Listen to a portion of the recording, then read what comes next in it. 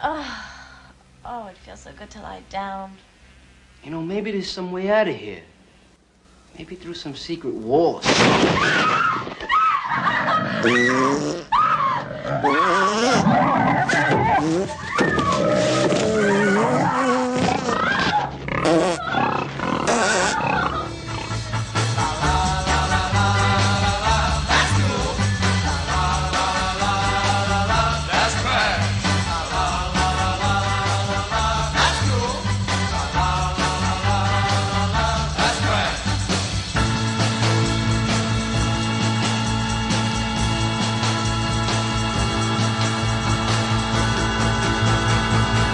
That's trash. Hello, and welcome to another episode of That's Cool, That's Trash, the show where we watch a psychotronic movie online and get together on Skype afterwards to break down the crazy. I'm Matt Howell. I'm Joe Kincher. Kyle Schaefer. And I'm Scott Swenson. And this week we watched, if you heard last week, we prepped this by talking a little bit about the title and where it came from, but the movie we watched is Spookies from 1986. It had a limited theatrical run and then went to video. This is a listener pick. Yes, thank you. That's what I was getting at. This was requested. Someone asked us on Twitter if we would do this film, so we're eager to please. We said yes, and we all watched it. And I know Scott is very fond of it, so yes. I'm going to pass the mic to Mr. Scott. That is not very good rap sound. Kind of sounds like the Casio in this movie. So Spookies.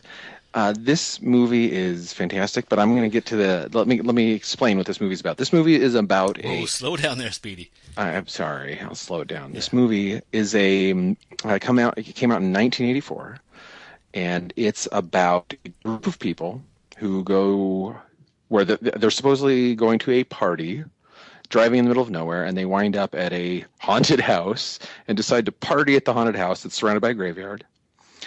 They go in and it goes batshit crazy. And now, the interesting thing about this movie is it actually was filmed, didn't really come together for whatever reason, and then somebody picked up the footage, filmed another movie, and I'm not clear if it was two separate movies and were spliced together. So we have a movie about the haunted house, and then a movie about an old man monster guy in a haunted house, and a bride sorcerer that he's a sorcerer holding his bride hostage, and he needs to sacrifice souls to the house or something to bring her back to life. And the people who stumble upon the house to have a party are his victims to power the resurrection and feed the house, I guess. It's really I don't think you need to know anything more than that, except for that it has the aesthetics. You know, if like we've been watching some earlier '60s psychotronic movies, this is the '80s, which seems to be sort of my sweet spot. This is if you like the bad '80s movies, that's what this one is. It's a bad '80s horror movie. I don't think we need to get into any more explanation than that. This movie is about a bunch of people stumbling upon a house, deciding to party in the haunted house. They get attacked. They still keep partying. It takes them a while to decide, let's not party. There's some gratuitous fighting. We disagree about this and that. Let's fight. Even though they should all be like sticking together, and they're not going to, and then getting picked off one by one. And that's the movie, so in a nutshell. It's like a fucked up haunted mansion. Well, yeah, but you're really honoring Twisted Souls, the original 1984 film, because you're not. I mean, you mentioned. Okay, you're right. The sorcerer. Okay, I mentioned the sorcerer. It wasn't just the sorcerer. There was also a cat man who was put into this movie, and it's kind of bookended, I guess, by the explanation. He needs to resurrect his bride, and there's some kind of there's a kid scene where a kid stumbles upon. Well, I think he's going to be molested in the woods or something by somebody who gets murdered, and then he did just turn 13. He just turned 13. I love that scene. I actually thought that and he was going to be like part of the house or something. I thought it was something clever, like, "Oh, it's my birthday party. I'm scared." But then And when he turns into a balloon.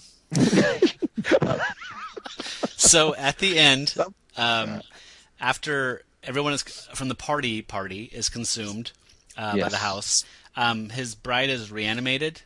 Yep. And she's horrified by what he has done, and she flees him. Yes. Well, I don't think that she was ever his bride. Okay, exactly. he loved her and kept her after whatever, suspended animation or something. Right, and she was always disgusted by him. And they had kids or something. I think he raped her when she was. Yeah, this fills our rape criteria. Yeah. Yeah. It's not an Rape cats. intentional criteria. Just Yeah, everybody knows. just for the record. We noticed a pattern. We're not going for anything. Settle down, commenters. So, man, I really appreciate that you guys explained this movie to me, because to me, this was just a fucking relay race, and I saw the baton get handed to 3 different runners. We had Only Billy. 3? We had we had Billy, and Who then was we a had young the- Andy Samberg? Yeah, young Andy. Oh my God! You know what I would like to say about Billy? That any kid that celebrates his 13th birthday by running away Is and Jewish. and opening a package of snowballs Yes! with a switchblade is my kind of dude. Yeah, That- that's right. That was you know, awesome. It was it was really sad to me when he was buried alive. Okay, well- Spoiler alert! Yeah. Sorry. We're jumping ahead because you're forgetting about the guy who's hanging out in the woods. Hey, kid. He has a knife as well, I believe, doesn't he? Or was it Billy's knife he borrows? Yeah, I don't know. Yeah, he borrows his lighter. Like, hey, kid, got a light? And the kid has a Billy's lighter. a really cool kid. For his birthday candles, dude. Oh, yeah. I Why is that don't- guy hanging out in the woods, though? Because He's he's like, he's a "This 13 smarmy greaser 80s guy. I think he was the creepy Forrest birthday sprite. Like, hey, come in age, huh? I'm going to show you what it's like to be a man. Then he got totally faced by some weird cat. I thought cat that was man. actually going to be the Catman. Because the I way did they too. did the cat. Then he got wasted by that whatever Yeah, thing came out of cat- nowhere and clawed him. Oh, I when he thought did she the was the- off-screen jerk, oh, something just pulled me off screen. Yeah. And then you're like, oh, you're a spooky now, whatever that is. It's a Goonie because when the title sequence comes up, there's the long like black screen intro, all the credits, and then it says Spookies with a skull over the eye, and then it zooms into it because this movie is released right after Goonies. But it's got the like lowercase Knight Rider letters. Yeah, but the skull thing is like obviously off. Like I think that when they titled the movie, they said, "Hey, Goonies came out. This is Spookies. Goonies, and we'll put the skull over it, and maybe we'll trick a few parents and the kids off in our movie." I just thought that it was. I think that. I thought that too. But then I saw it and I was like, I think they just like, what the fuck do we call this piece of shit? And they're like, I don't know, Spookies. And they're So- like, yeah, fine. I was watching this. I just want to comment real quickly on the savagery. I don't know if I was just feeling sensitive that night or something, but when Billy gets when the Catman kills the greaser guy and then starts at a dead run at Billy, and Billy is running for his life, looking over his shoulder with this Michael Jackson from Thriller looking cat thing chasing after him. It seemed particularly savage, and then he slashes the kid's face. Oh wait, There's wait, an wait, open wait. grave, Totally. and then But you're skipping ahead before he goes to his birthday party. oh, sorry. I 'Cause he was killed really the creature. disturbed by how like just But no, I think matter of I- fact. Like We he should- starts just shoveling dirt on top of Billy, and Billy's like fighting, like waving his arms, trying to get the dirt off his face, and it's just like yeah, it was a little brutal. it's like a snuff film. Like it just keeps going, and it's like then he finally he gets too tired to move the dirt away, and it's getting dirt in his throat, so he just stops fighting, and then he's dead, and he just keeps burying him. Totally. When- But can, want can I also say, can I say that. something really quick? Can I say something really quick? When we saw that, my joke was, I was like, "Oh, is that how you make a spooky? It's like a Dutch oven kind of thing." I was like, "This is how you make a spooky." Kyle, And of course, later we see that's not how you make a spooky. Kyle, walk us back. I did jump ahead. Yeah, sorry. So Billy is feeling very, very sad about his lack of a birthday and a party, and apparently his parents are terrible people. So Billy's Billy stumbles upon the mansion, and when he goes inside, there's a birthday party just waiting for him. There's no one at the birthday party, but the table is set. There's a cake. When you say mansion, just in case you haven't seen this, this is a long abandoned mansion. Yeah, this place is run down. It looks like it's the kind of place that would have had slaves. You know, it's like a plantation mansion. And wait, did you see the gravestone outside? That when Billy walks in, it says "Life is too short." And I'm pretty sure that was a reference to the rap album by Too Short. That hadn't come out yet.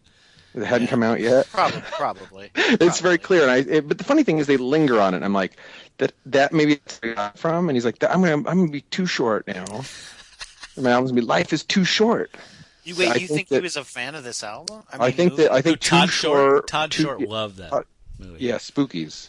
He's like, I want to be a spooky when I grow up, but I'll rap about it and make this album. Life is too short, and then I'll be a spooky eventually. So, just to burst your bubble on the slave thing, that's a nice visual, but this was filmed in New York, if you didn't know, by Duke. Yeah. We'll meet later. Upstate New York. Plenty of slaves up in New York. Oh, yeah.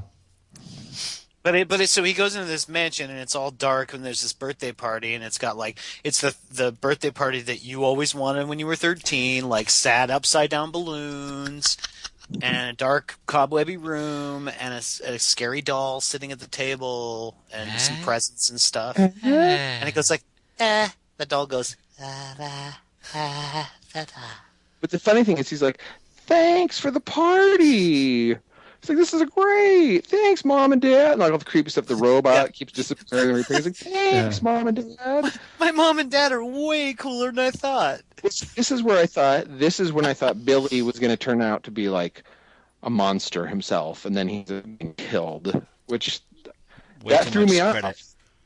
I thought it was going to be like, oh, it's the monsters who don't want to be monsters and they're bad, they're all sad, and then you find out like the normal kid's actually a monster. That's what I was expecting. Right. And then it turns out Billy's just the snuff of the Catman snuffing him a little more disturbing for me because he wasn't a monster. He was just some kid getting murdered. As it turns out, Billy's just the only person in this film who's not a fucking dick because he's a kid. Everybody else is a self-absorbed asshole. So Billy sees a present on the table, and he's like, "Hey, Mom, Dad, can I go ahead and open this? This is awesome." And he opens it up, and there's a head in there. It says, "Happy birthday, Billy!" Not the box. And one of our listeners, Tim, pointed something out to me.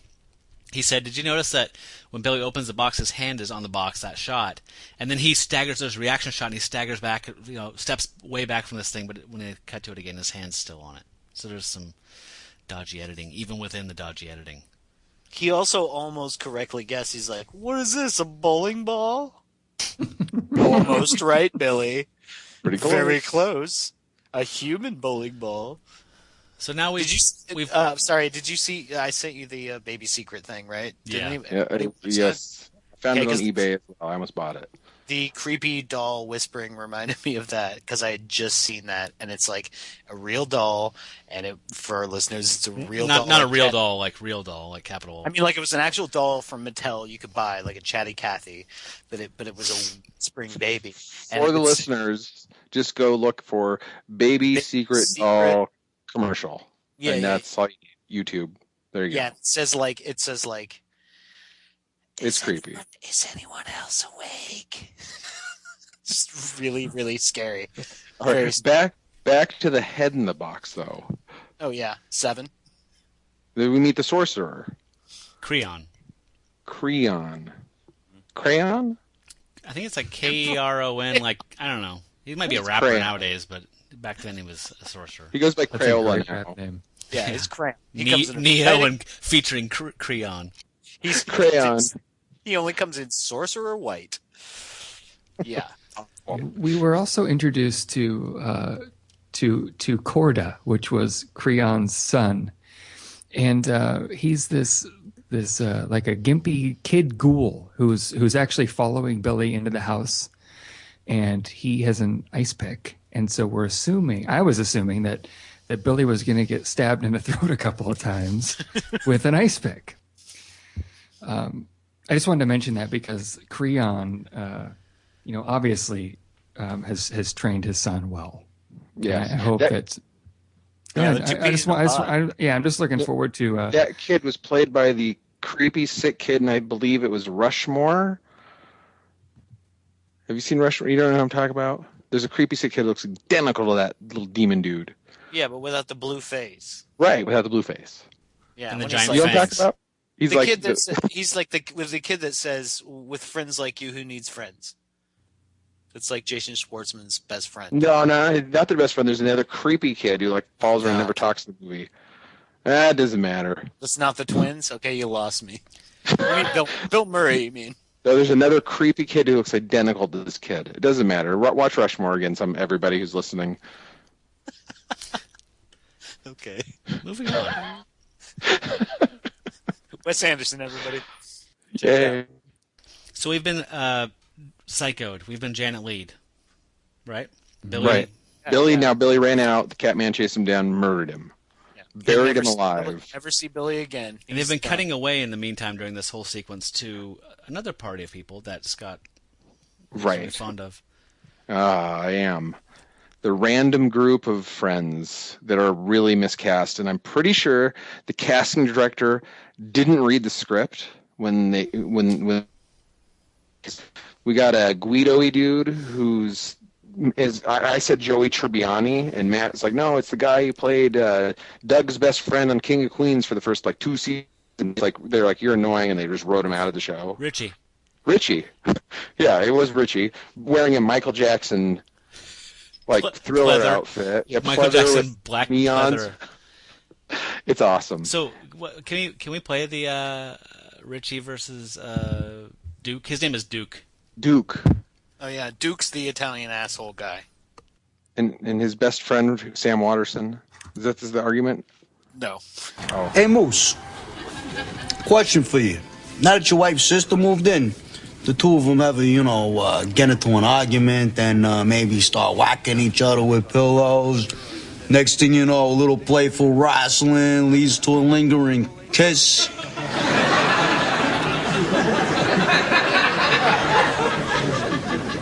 I'm asking. Whoa, somebody's cranky. Hey, Santa Claus, you missed. She's right. There's nobody here. Come on, people. What, are you afraid of the dark? It's the same guy. Hold on. No, listen. The first clip was from Spookies, and the second one was King Queens, right? No, I got backwards. reverse that. I can't reverse even. that. I Okay, was so this swearing. guy, but this guy, the Duke guy, it was so great because he says the first thing he says, when the puppet guy does, there's a guy that's his buddy. Wait, don't get to the puppet guy yet. Okay, but he does a thing and he's like, "Hey, what the fuck?" He's like, "What are you queer?" He goes, "What are you queer something?" And then a little later, he's like, to his friends in the car, "Hey, what are you guys, dead or something?" And then when they get to the mansion, they're like, "What are you guys, afraid of the dark or something?" That was his thing, his go-to, "What the fuck? You guys what are you, fucking pussy or something? You fucking queer or something? You fucking scared of the dark or something? What's your fucking deal?"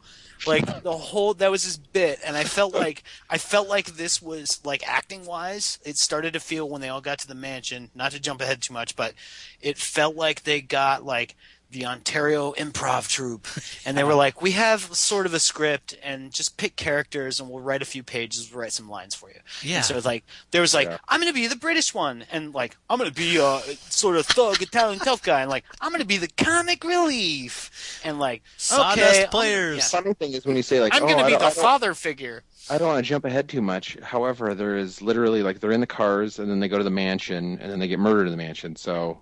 To jump very much. Spoiler alert, that's the movie, folks. Switch it off right now. So go ahead. No, please. Somebody.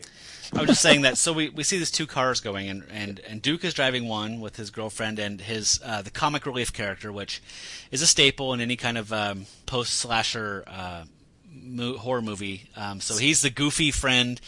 He's got a puppet like Job does in Arrested Development named Mook. He's got a mustache. He wears a T-shirt that is a photograph of him and his puppet Mook. I want. So he's that guy. Bad. So if anyone out there like listens and they're all weird and obsessive, you can send one to Matt. I'm giving you my address, but he'll give you his. We saw this character again, or before, not again in the past. We saw this character again in the past in Rock and Roll Nightmare. The comic relief, like, oh my god, oh boy, this guy's like, I'm the funny one. Oh, the band manager? Yeah.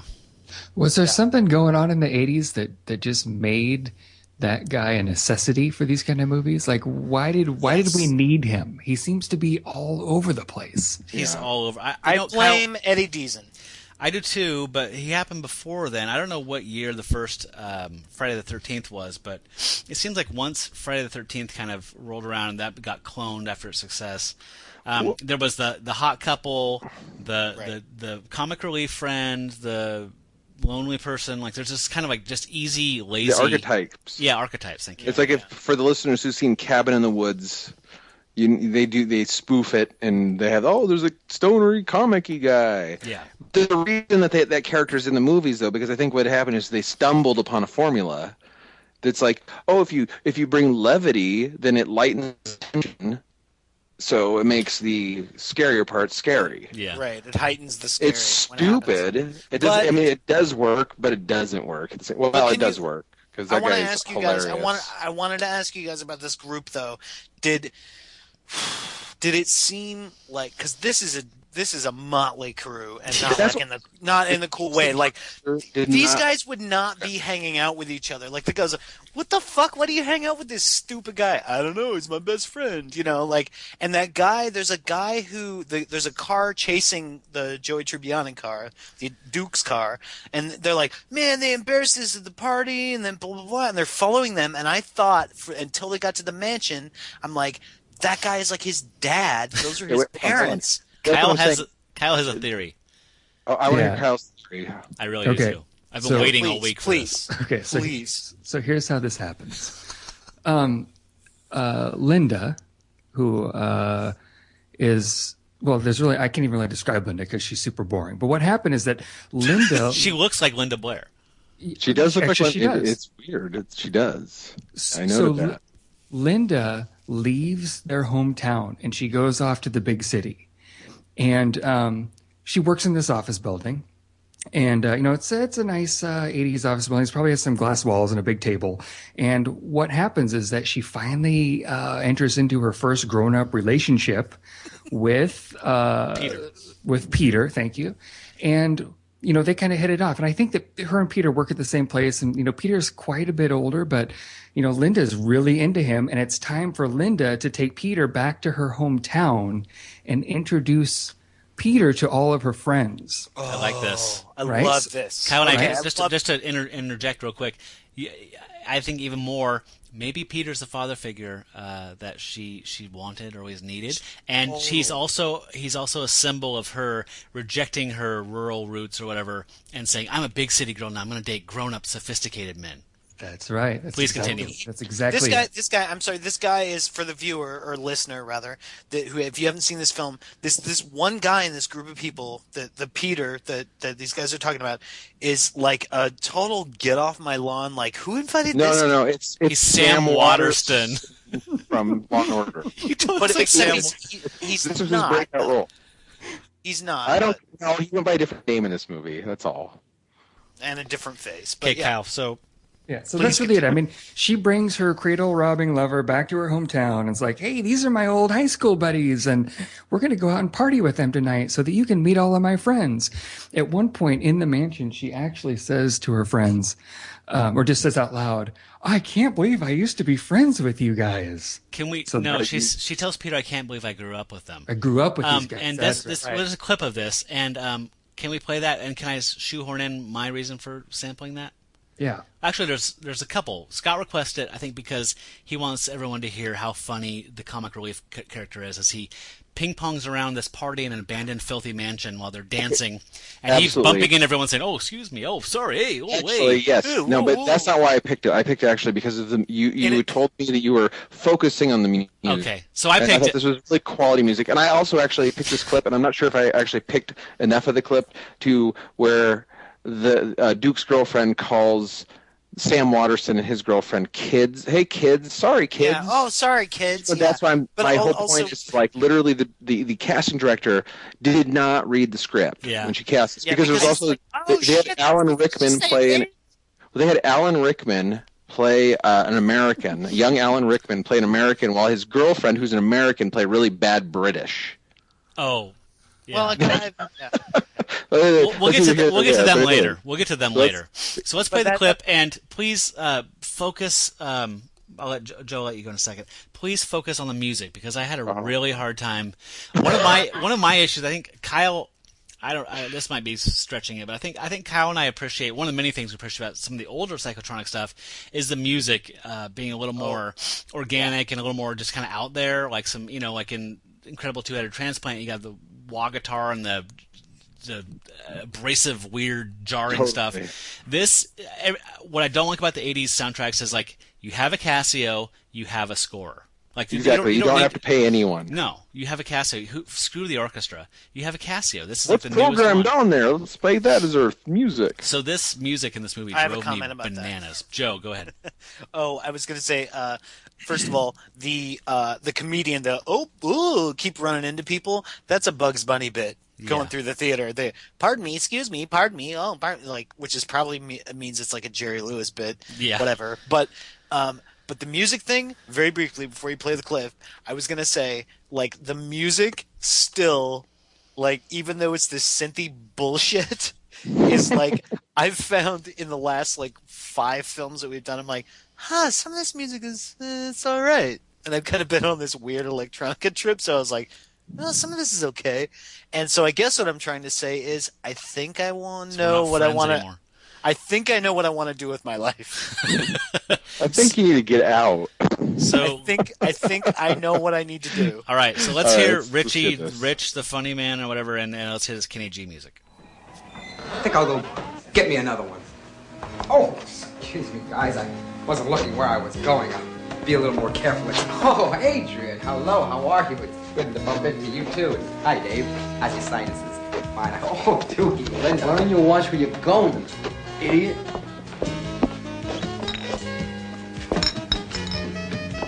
It's funny. I grew up with these people.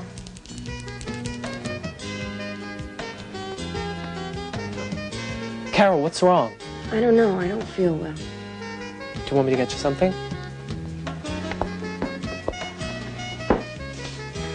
Be all right. I just want to be alone for a moment.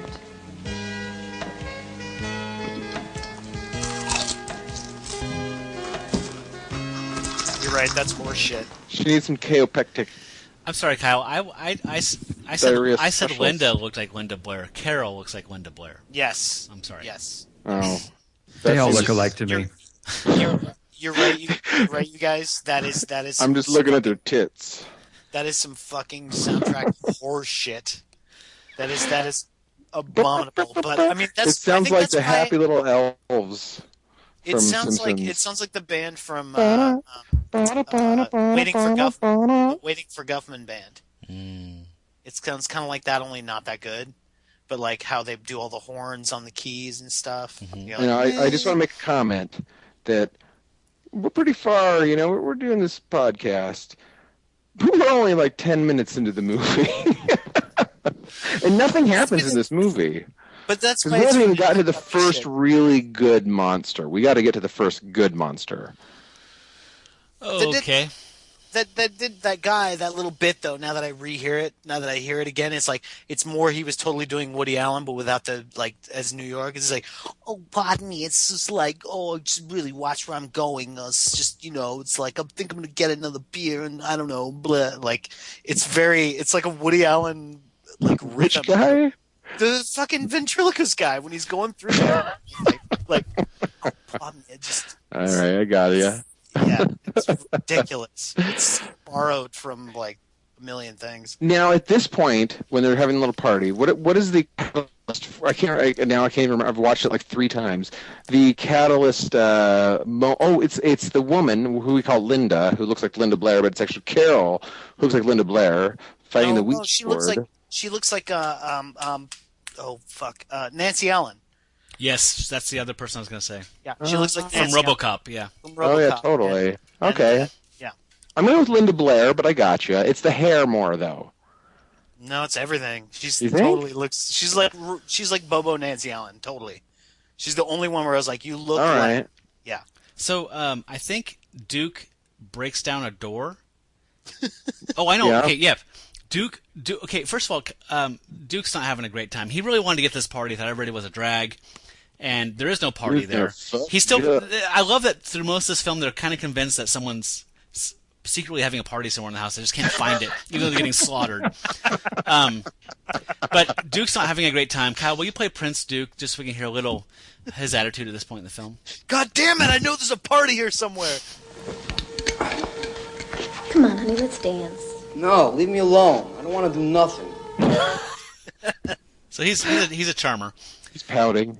So at this point, sorry, Joe, go ahead. So no, I was just gonna say that attitude is like from the very first time we meet him, because like their car stops very early in the film because there's branches in the road, and it was the first thing I wrote down taking notes was like he gets out of the car and he's like, and it's a branch he could easily drag away by himself, and he's like, God damn branch! Like he's way super overreacting to everything. Here's a new thing that I think we should start this week. This is something for the listeners so they can play along with. It's the character challenge. So you watch the movie and then you cop the attitude of the character we choose for a week, and see how that gets you through life. It's so method podcast listening. See how many friends you can keep. Yeah. See how many friends can you keep. See what your kids think of you when you're like, God damn branch!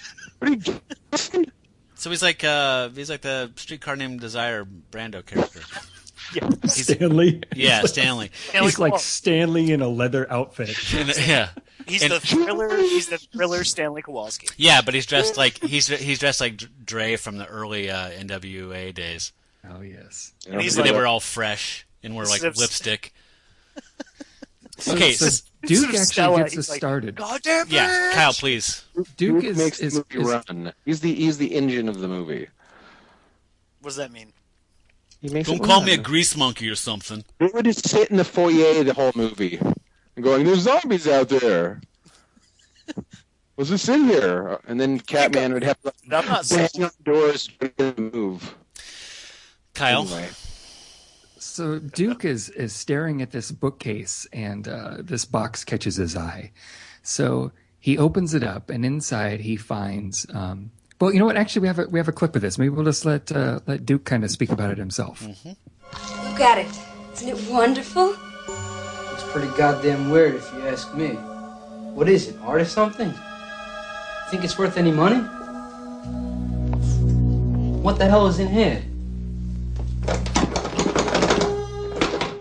I love how he's perpetually angry and confused about everything he encounters in the world. He's like angry Italian Buster Keaton or something. Every single line is like, what, Is it honest?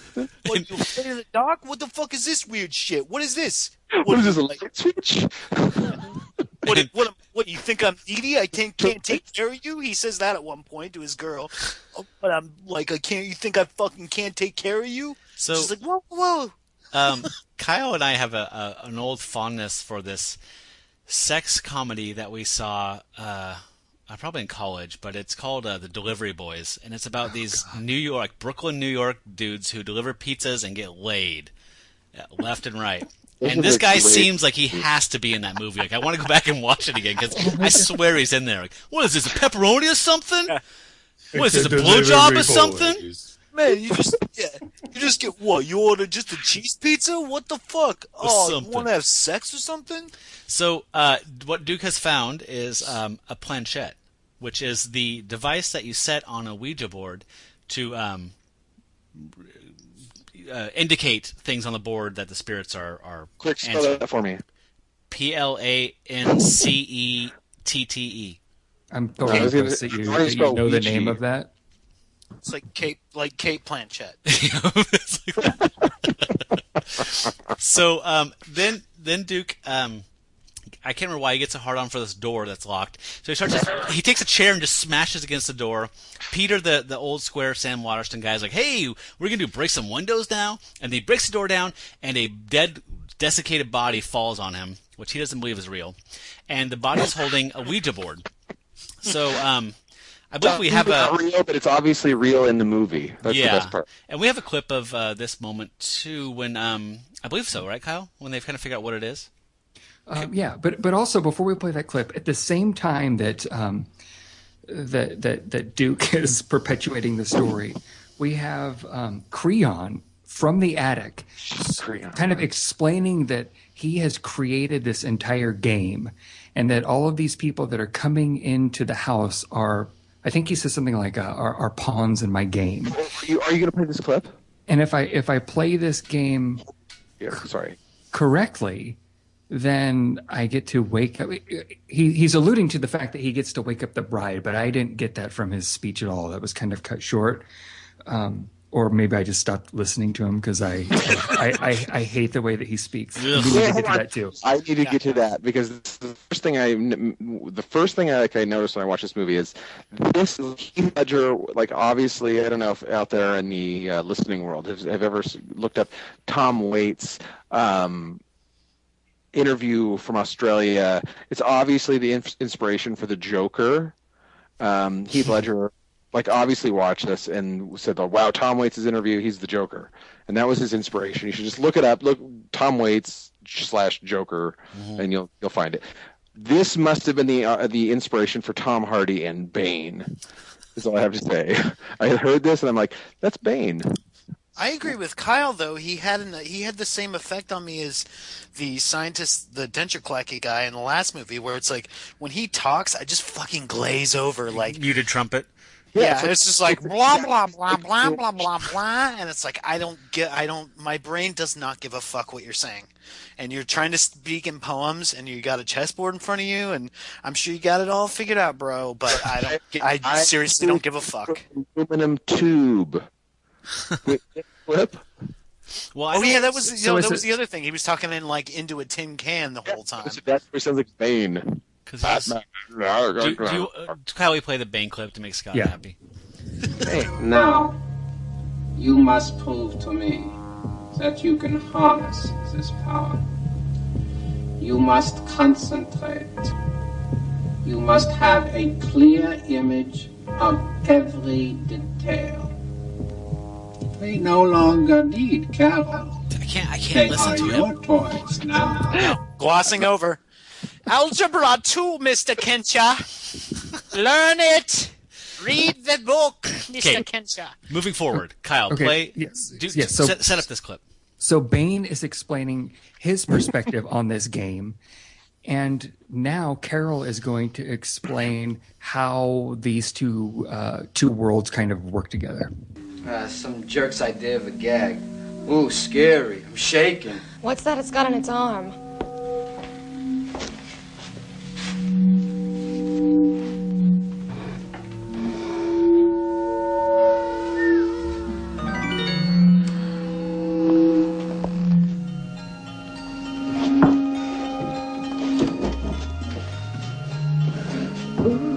What's this supposed to be? Looks sort of like a Parcheesi game or something. I know what this is. I mean, I've never seen one like this before. It's a Ouija board. Ouija board? That sounds stupid. Hey, Rich, this must belong to you. But there's something missing. It's supposed to come with a, There. That's the thing that fell out of the box on the shelf. Well, how do you play? Don't you need dice or something? You don't play. The Ouija board is a tool for communication. Communication with who? The dead. The dead? But they're dead. Dying isn't the end. It's a beginning. Aren't you supposed to ask it questions? Yes. Some poor soul or souls are supposed to inhabit each board. They are duty-bound to answer any question put to it. Since when has Carol been into all this weird stuff?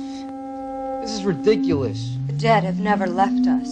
Their world exists all around us. They watch us through this board. The dead can reach out to us. And if you're a very good kitty, I will give Carol to you. You'd like that, wouldn't you, kitty? Yes, of course. Can we talk about the homoerotic overtones of the Catman and Creon? I was hoping to gloss over that. Okay, we should gloss. Let's not dwell. Let's. This movie hurtles like through space like a meteorite. Let's just do what it does. I think it's important to talk about Creon and his weird. Well, he's getting to the point now where this is where the movie, gets going. I guess. I don't know. Finally. Yeah. The one movie that was edited into this movie is now. It's about to possess Linda Blair / Carla. And Nancy Allen. Right. Nancy Allen. And this is where the shit comes down. And this, in some people's opinion, and I actually enjoyed the movie. This is where the monsters start attacking, or I don't know, whatever. The house is coming alive, and she becomes possessed by Creon, I guess. So she's kind of like a Deadite in Evil Dead. Yeah, she's like a puppet. Like he controls her. Right. That's what I gathered. Like he's like, "Oh, you're my pawn now," because he has a chessboard. So it's that whole metaphor. You're my pawn now. This is the interesting part because there's two movies that are edited together. But I found interesting. That's actually not true. I looked up. It's actually not quite true. But it's not quite true. So this was to say is because there's the whole Creon thing, and like, if you read about the movie, it's like supposedly like they filmed one movie, but how is that not true? What I read was that. Well, I mean, we can argue about it later. But what I read was that it was actually they shot all this footage. And then it went nowhere, and then somebody else came in, shot a bunch of, and added a bunch of unnecessary footage, and cut a bunch of other shit out. Yes, and it kind of made it nonsense. So it wasn't like Aztec Mummy versus Robot, or what was the last one we watched? The one where it was like, oh, we missed Dracula versus Frankenstein, where it's like we had these two movies, and we have half of your shitty movie and half of our shitty movie. Maybe we can, sew them together. Frankenstein them, if you will, and make one shitty movie so neither of us has a burrito we want. It was just like, no, we have this thing and it's like unfinished and somebody did a bunch of like additional horseshit to it. Well, because here's the interesting thing is like I'm confused exactly how this works because she's possessed and they did a good job, in my opinion, as far as if it's two separate things because he's possessing her and the Linda Blair character. This is the only point in the film where this works for me. Right. Yeah. So for you folks that haven't seen this, the Linda Blair character is working the planchette. She's doing the board and she's channeling Creon. So she becomes possessed by him, as we mentioned. But there's a really effective sequence there where she says, how old is Adrian? And he goes, 24. And she says, that's how old I am. And she's like, you didn't know that, right? And then he says, how old will she be when she dies? 24. And then it's like, when will we leave this house? Never. And Creon is just cuts back and forth, showing Creon speaking for her while the planchette is being moved. So that's the only time where these two stories intersect.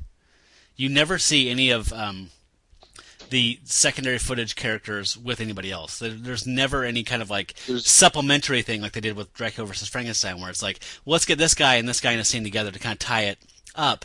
Creon is this puppet master who is totally like, which Scott's going to get into later, kind of completely separate, almost creating like different stories. But at this point, he has possessed Carla. Is that her name? Right. Carol. And he unleashes the house's full fury. So we want to kind of just shoot through a bunch of this, but I have to say, this is the best part of the film. Yeah. And I also want to say, as far as like the splicing the two movies together, and like this is the most effective part, there is a whole interaction where it's like almost seemingly like one of the other characters from the second movie, or the second part of the movie, the Catman, the weird homoerotic Catman, is interacting with everybody because he's constantly holding people's doors shut. That's kind of his role in the movie, is to keep people in rooms. Mm-hmm. Reason they keep getting trapped in rooms. Yeah. There's one scene where he's just outside this big bay of like windows, and he's just jumping up and down excitedly, and the chick is like looking at the windows trying to figure out why she can't get out, and it's like, you're clearly like just cutting this in. Like he would see this guy, and he's like this spastic dork. Anyway, so let's move on to the monsters, because the monsters are the jewel in the crown of this film. Right. Mm-hmm. This is the first set of monsters. Duke and Jugs, as I like to call her because I have no idea what her name was, and they didn't cast her for her face, that's for sure. Go into the basement and find. Well, I think he thinks he's going to go down and get laid. Is his plan. We're going to separate because that's what people do in these sort of movies for no reason. And they go into a basement, and he finds some wine. He's going to drink some wine and get laid. Duke, the horny ghost, is planning on getting laid. I think you have a clip of this, right?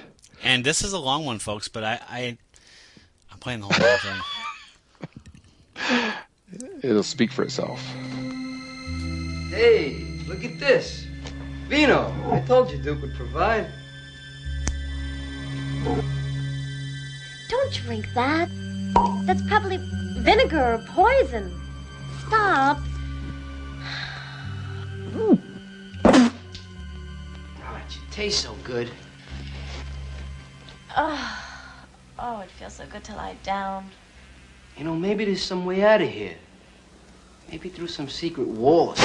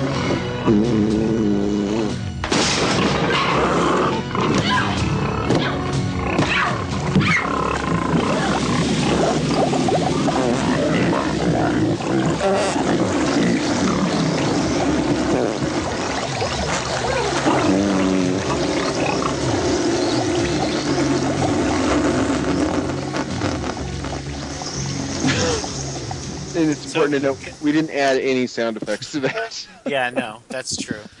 So the thing that ultimately kills those monsters, there's like 3 swamp monsters that look like the Swamp Thing, and the thing that kills them, Duke is like, break the cask, whatever. She opens this wine cask, and wine gushes out. Like he was some like fucking Walter White, and he's like, it's acids and bases, it's basic chemistry, bitch. like clearly what's going to kill a swamp monster is red wine. No, I thought that somehow they came into contact with water, and then he realized it's just fluid makes them become mud. Yeah, he's like, no, they get them wet. Oh no, it was a wine cask. It came. Yeah, but he knocked one into a puddle. Yeah, and then it started melting. Yeah, and he's like, it's water. Or he didn't do it something. That was the worst. That was the worst Duke ever. I don't know what that was. That was Travolta in Saturday Night Fever. It's water. It's water something. Something. Okay, so guys, we were gonna just fly through this as a gauntlet. No, here is something to seek out for this movie. So there's the mud men. They come out, the fart men, and it's exactly what it sounds like. We didn't add anything in there. The key is then it's a series of monsters after this, picking everybody off. Quick note. I did read a thing. I don't know if it's true or not, but it's worth mentioning that somebody said the sound editor, sound designer, like threw those fart sounds in. Oh, I totally I mean, like just threw him in as like a fuck you joke. Yeah, the second unit, whoever shot the Creon shit, yeah, it was just like whoever, fuck it, this should be farting. Yeah, because otherwise they should like this is a movie that I think half of the people thought half of the time was a comedy, but there's no jokes. They forgot to write jokes, and this one had such an obvious thing. If they knew there were fart sounds, like they could have been like waving their hands and been like, "Oh my god, whoa, I can't breathe." Something, and it could have been so funny, but like it was just a bunch of fart sounds. Well, plus Labyrinth came out like a year before, and I think there's a swamp of farts or something. The bog of eternal stench. Yeah. So right. Yeah. So it's sort of there's like, precedent. It plays into this film borrowing from everything. Like, oh, that looks like the facehugger from Alien, and oh, that looks like that's an homage to this. Yeah, which this film is. But and I still have a problem with the fact that there aren't like, hey, we're the Spookies. Yeah, but I'm sorry, Scott, was going to be starting the movie. I thought that kid was going to be the first Spooky. Yeah, and he wasn't. He's gone. He's dead. Sucks. But I'm sorry, Scott. You were about to tell us about the amazing cavalcade of monsters that is pretty much the best thing this film has to offer. Absolutely. Because at this point we start being introduced. This is the fart monsters or the first monsters, and then we are introduced to one that some people seem to love, as far as I can tell from what I read online. A Grim Reaper, which is a statue, comes to life, kills people. I don't know if we have some. That's way later. Right, that is way later. We have the little gremlin monsters. Well, whatever. It's a good effect. There's the snake. There's the snake. Right. There's some good, like, kind of stop motion effects. There's stuff that's like at least Spider Woman. The Spider Woman to me was the best. It totally reminded me of Rob Bottin. He's a pretty prominent creature creator. He made the creature for The Thing, John Carpenter's remake of The Thing. Yeah. And when the woman starts changing into the Spider Woman, and the spider legs pop out, and there's this big, just gnarly joints covered in slime. It's like Thing. It is. It totally reminded me of when that happened with the wolves, that or whatever they are. It was so good, and then her head splits open and gets all everything's gooey, and Kyle loves the pulsating. Everything pulsates. Yeah, and there's the other weird monster. I think it was one of the last monsters. Was the weird one with the heart, who chases down. I can't remember, who does he kill? Oh yeah. I don't remember that. You know what I'm talking? Oh yeah, the last major monster, and he's pretty gross and pulsating, and he has like an exposed heart, and he oh yeah. Who did he kill? That. He was creepy. It was a very whoa. Okay, yeah. By this point in the movie, I guarantee if you're watching the movie, you're probably the reason they don't remember because it's just kind of it keeps going. It's just fish in a barrel. It is fish in a barrel, but there's one monster towards the end. It's kind of an alien-ish weird thing. It has an exposed heart, and you could just be like, "Oh, just punch it in the heart and you'll win. You're gonna live." Who does he kill though? Is it Duke? I don't know.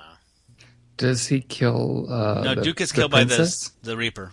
No. The princess. No. Is it Sam Waterston he kills? No, Sam Waterston.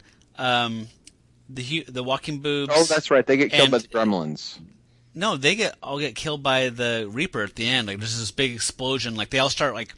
They all start getting aged suddenly.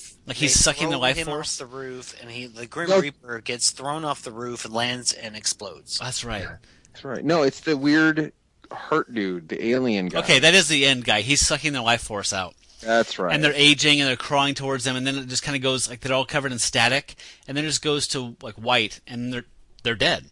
Yep, everybody's dead. And so then it moves on to Creon's story.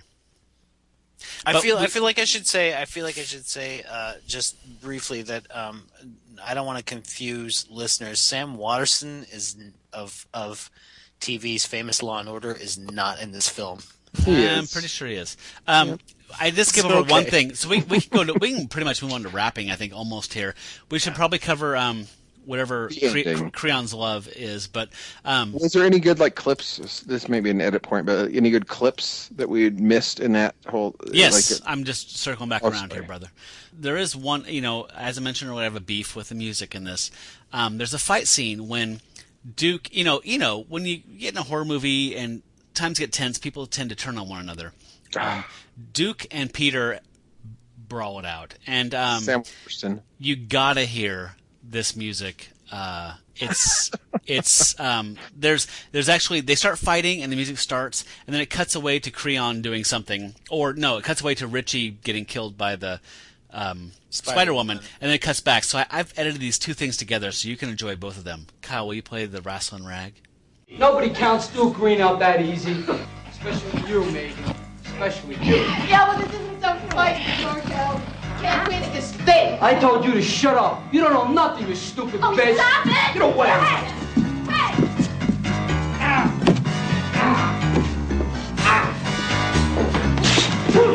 Even though we're dying to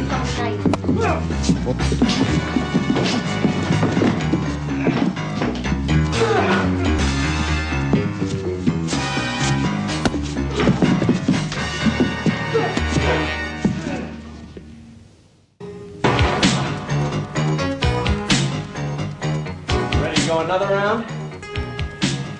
I'm ready to finish you off.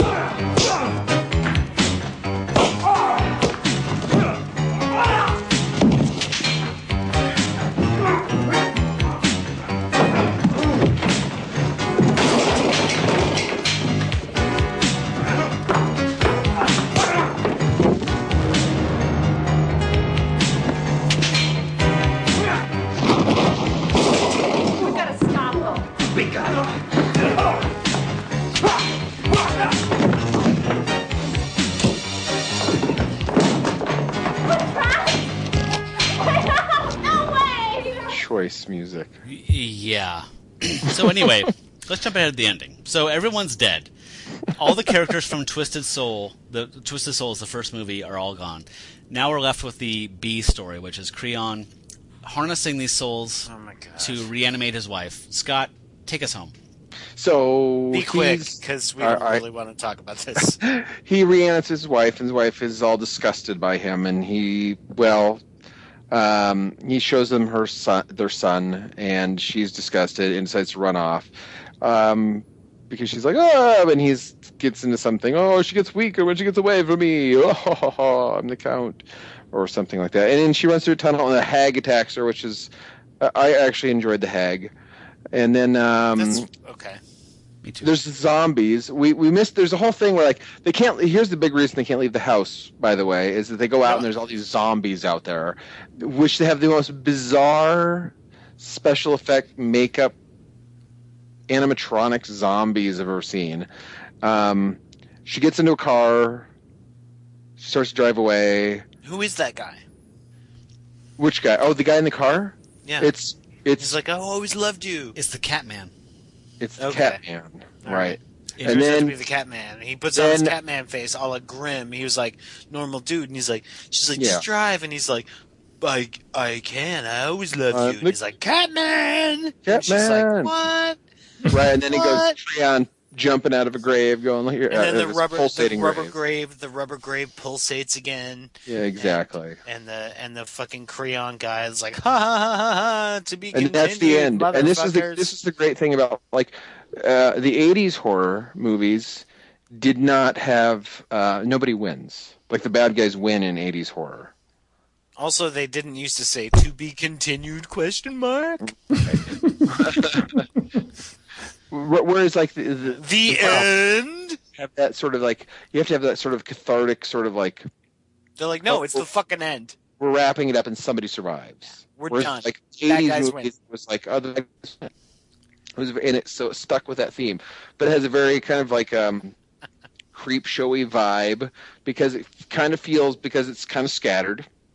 And there's all the, like, cavalcade of monsters, and especially with the disjointed little, child murder at the beginning, it has a creep showy sort of vibe happening. But so inconsistent, Scott, inconsistent tone means it's an anthology. That's Scott's way of shining this shit apple. Scott is, wait, don't stop. Wait, Matt, don't stop. Wait, Scott's halfway to his final judgment. Oh, well, I'll just give you that. If we're going right to the final judgment, yeah, let's do it.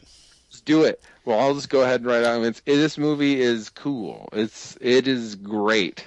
This is one of those movies that you can sit down and watch and just laugh your butt off. And and just even if you just want to like appreciate the special effects, there's some great special effects. There's some fantastically terrible acting. The disjointedness to me, like I know some people are like, oh, I want to see the whole Twisted Souls. I want to see that movie. I'm like, I don't need it. I don't need that because I wouldn't get the same sort of weird, nostalgic '80s baloney otherwise. Like I like the Creon stuff. It's stupid. It's very of its time. I love this movie. I can't. This is probably my favorite movie so far we've watched. Wow. So it's Jane, you ignorant slut. Matt, what say you? This is absolute trash. I watched this 4 times and I could not warm up to it. I hate it. I'm particularly frustrated by the fact that I love the creature creation so much that I really I wanted to like this. You know, I didn't come out of here in a negative spot. I really wanted to like it, and it's terrible. And you're saying, like, you know, people say, I wish I could see Twisted Souls. I'm that guy. Like, the Creon storyline, the bride thing, the blah, blah, is all garbage. Fair. They used less than half of the original footage in this, and I'd prefer to see what they shot. And I belong to a torrent group that's a invite-only kind of thing that just does psychotronic film, and there's a fan recreation of Twisted Souls from existing footage, which I'm going to download and watch because Ooh. Okay, that's me. But the bad music, the terrible stitching up, it just didn't fly for me. I kept expecting to like this, and it just never happened. So for me, it's trash. I'd say just watch it on YouTube in advance to the 45-minute mark, and look at the creature gamut, and skip everything else. Like it's garbage outside the creature effects. Matt, can I pick up where you left off? Because we're pretty simpatico on this. I saw this, and yeah, I'm going to say trash.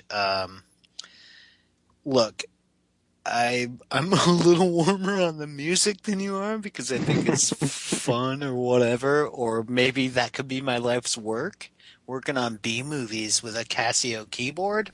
But that aside, I would honestly say, yeah, I totally want to see. Don't quit your day job of working on major motion pictures, my friend. Yeah, yeah, you might want to stick with that.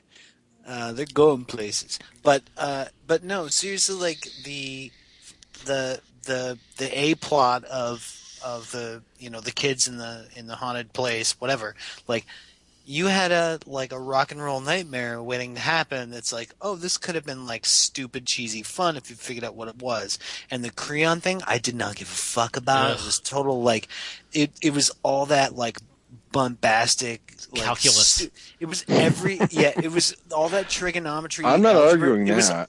No, it was all that Algebra 2 bullshit that I fucking hated about Dracula versus Frankenstein. I wanted to see the hippies and the blah blah blah and the freaks, and then it was Are you then queer this guy. something? Yeah, what are you queer something? That's what I want. I'm tending. Well, we got more, that. I'm tending more towards the Supervan side of it. In other words, than the I am making a horror movie that is poetry and blah, blah, blah, blah, blah. So my brain shuts down. And also, but the other thing I will say about it, in favor of this movie, is, the special effects were fucking awesome for a movie of this budget. Fucking A. They were fucking awesome. The one you didn't mention. Is that cool, guys? Isn't that just enough to push it over? No, listen. The one that nobody mentioned, which I thought was awesome, was when the Japanese lady turns, she's in the soul cave or whatever, and she turns into the spider, and she takes the ventriloquist guy, she pokes him, and they made a silicone thing that looked like him, and sucked his guts out. So that it was just it was like a balloon. It was like a balloon of this guy that just suddenly deflated, was sucked the air out of, and it was amazing. I was like, that's pretty good. You And I was like, I was like, look, man, if you're a fan of Starlog magazine or FX or Cinemagic or whatever, you probably already know about this, or you could just look up those clips on YouTube, or you could just watch like Alien again or like Walking Dead or something if you love like makeup effects. But that's where this is. But if you're looking for like plot or funny, there's not like whatever. There's not a lot here. Yeah, So, just to piggyback on that real quick, I feel the same way, Joe. Like, I know Scott's lobbying, like, you guys love the special effects so much, why can't this be cool? For me, this is like going to a terrible HR meeting at work, and Crispin Glover's there, but he's not talking much. So, like, when he talks, it's fucking rad. Like, oh my god, Crispin Glover's here, he's talking. And then, fill out form Okay, B47, but here's my question: is like, blah, blah, blah. Crispin Glover's at your HR meeting? Aren't you gonna go? Yeah, I have So to go. it's cool. It's mandatory. But if Yes, that would make a fucking cool HR meeting. You've only talked twice. But if Raiders, That's my argument. If Raiders, Come on, Crispin Glover's sitting there. He's gonna say something random twice. You're gonna be like, okay, I went to fucking HR and Crispin Glover was there. Yeah, he only said like 3 things, but fucking hey, you're telling everyone about it. If Raiders of the Lost Ark did not star Harrison Ford, and was not conceived by Steven Spielberg and George Lucas, and did not fucking rule, and it was like, yeah, but you gotta see where this Nazi fucking melts at the end. Yeah. Like, you'd be like, you can just, and it's like we live in the 21st century, like you can just watch the Nazi face melting scene. Yeah, but if they edited it in with like, you know, like some freaking like Greatest American Hero, you know, and they edited those two together. Yeah, I'd but that's a still be like, mashup. cool. That's not that movie. And what I'm telling people is But I'm saying they took two this terrible movie is a waste of 1 hour and 20 minutes.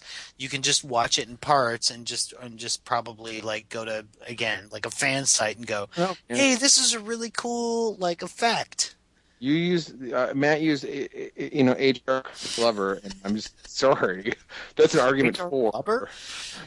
Brother of H.R. Giger? You're saying trash. Matt's saying trash. I'm saying cool. Kyle, bring us home. You know, I really struggled with the meaning of cool versus trash with this one. I kept going back and forth on this. You know, it had that weird relay race chopped together feel. It never really came together for me. But, you know, on one hand, like you have these super cool special effects and these amazing monsters. On the other hand, you have the classic 80s dipshit comic relief douchebag with a fucking puppet on his hand. Mook! You know, on one hand, you have farting pig mud creatures. On the other hand, this movie had more throbbing vein than Deep Throat. It's like it just, I kept going back and forth. But when it came down to it, I was when it came down to it, I was so fucking entertained by this movie. Yes. Oh no. That I have to go cool on it. Oh god. And believe me, stalemate. I questioned the back and forth on this. Why are we doing this? What is cool? What is trash? This one tested me, fellas. Tested me to the limits.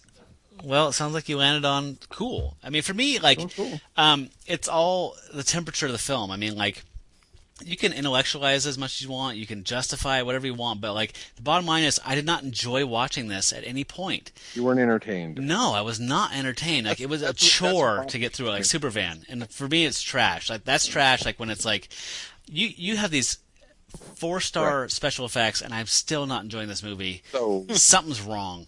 What you're saying is that you're saying that this movie was your Supervan. Yep. Oh, I would recommend Supervan above this, except for the effects, because Supervan had terrible special effects. I would not. I would recommend listening to our episode covering Supervan over Supervan. Yes. Scott, the antidote. We made people take this poison pill. What is the antidote? Well, I'm going to give 2, and they're not obscure per se. One is free. This is for the people who are looking for a freebie. This movie, obviously, if you're watching it, you'll see the Evil Dead stuff. Evil Dead, that's bleh. I mean, it's great. I'm sure you've seen it. The other one is Trick or Treat, which is something you may have heard of or you may not have. It's a movie directed by Bryan Singer.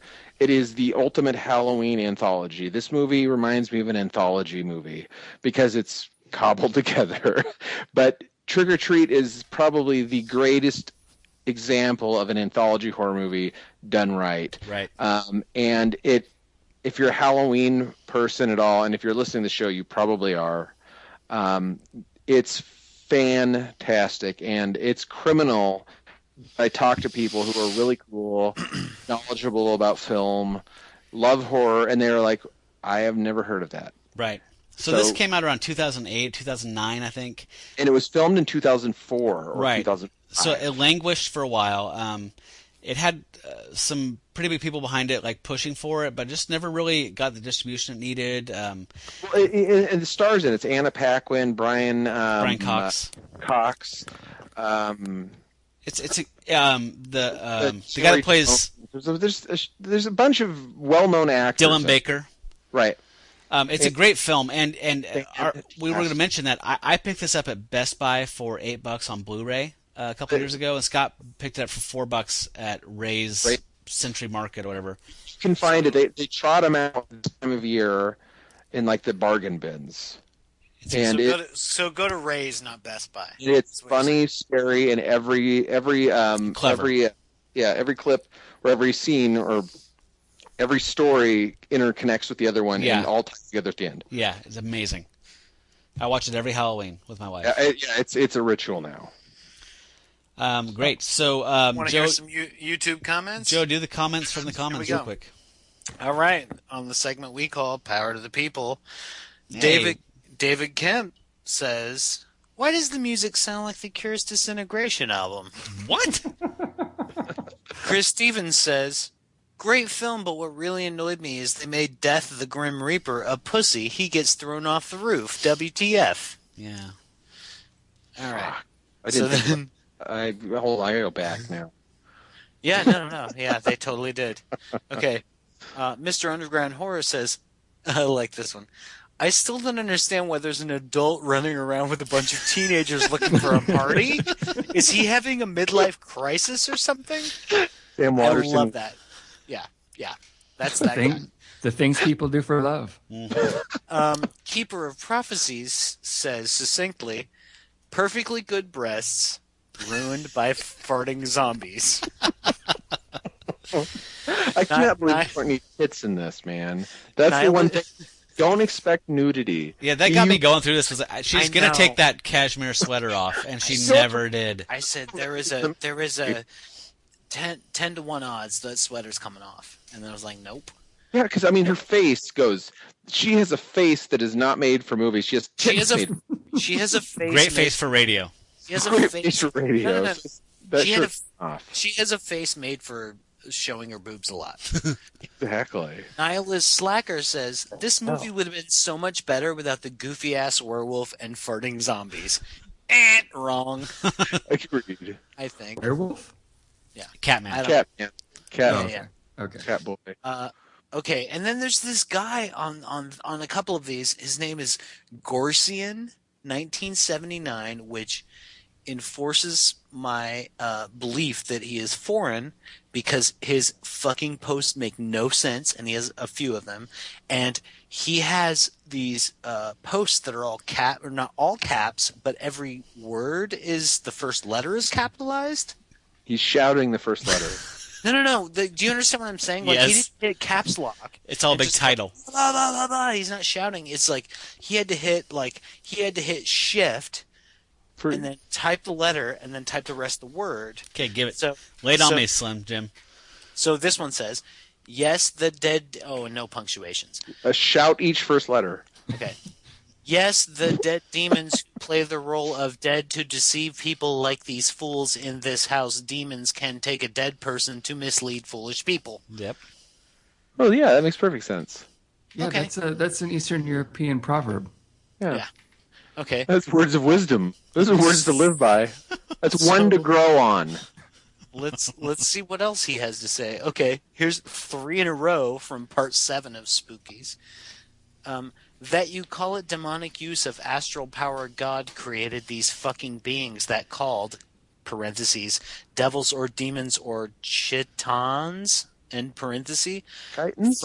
from the blue and green flame of fire, so some of them can make produce high gamma or beta or alpha rays to burn a victim. Oh my god, that sounds like that shit. Joe, remember that book I have, Kooks? Yeah. That's just like shit. They just collect all the stuff from schizophrenic people on the street that they hand out, and they just publish in a book. This is like electric radio, Frankenstein, mind control, gangster mob, government, blah blah blah. Mafia, TV, government. Yeah. Okay, so here's his next. What was his name? Gorsian. Oh, that's mine. Sorry. Yeah, that sounded familiar. Scott, here's your next post. Gorsian. These 3 posts are all in a row, which means all right, type lay that. him on us. It's like, I got another thing to say. This movie gives some information by symbols about secret societies. This man who make magic looks like Aleister Crowley. Oh my god! I think that's apropos. Joe, I have a good idea for you. Maybe you should create a font called Gorsian, where every first letter is capitalized. Yes, that's so good. That is so good. I love it. It's called Gorsian 79. Gorsian Sans Serif 79. Have you seen it? Yeah, it's like no matter what you type, it's like a capital letter. Oh my god! You gotta have that. That actually has to happen now. Okay, are we done with comments from the commons / power to the people? Last one. Okay. One more. Last one. Gorsian 1979. That proves that demons can shapeshift to take human form. It does prove it. You can't go on a better note than that. No, I think he thought this was a documentary. That's the impression I'm getting as well. He's like, wasn't? See, fuck, yeah, see it? Yeah. Proof positive. It's secret societies. That guy looks like Aleister Crowley, and look, demons can shapeshift to take human form. It's all there in Spookies. Yeah. Spookies. So I think because there are no Spookies, we should be the Spookies. Let's start a club. So what, I have to rename the podcast now? No. Or something? It'll just be unsaid. We have to rename the podcast or something? So if any of our listeners ever meet us on the street, they can go, hey, you're the Spookies. Hey, Scott, you got a podcast? It's not racist. Hey, Scott, you got a podcast? What are you, afraid of radio or something? All right, I am closing the pulsating coffin lid on this film. Next up, folks, we're taking a couple weeks off. Please join us in a couple weeks, beginning of October, for The Stabilizer. This film was shot it's an Indonesian film set in Thailand. It stars a New Zealand actor named Peter O'Brien, and he is this kind of, if you've seen Stallone in the film Cobra, he's kind of going for Cobra. He's kind of Stallone light, and it's all kind of dubbed into English, even though half the people speak English. It's a action extravaganza nightmare. You're going to love it. Please check it out. When the forces of evil get out of hand, there is only one man to call. One who can even the score and balance the scale. He is the Stabilizer. Don't try it, scum. I'll blow your fucking head off. He is Special Agent Peter Goldson, and he plays for keeps.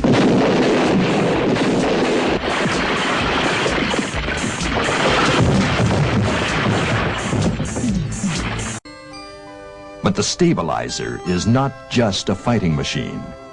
He also has other things on his mind. So for That's Cool, That's Trash, I'm Matt Howell. I'm Joseph Kincher. Kyle Schaefer. And I'm Kyle Schaefer. And we will see you next time here at That's Cool, That's Trash. Stay trashy, everybody. That's cool.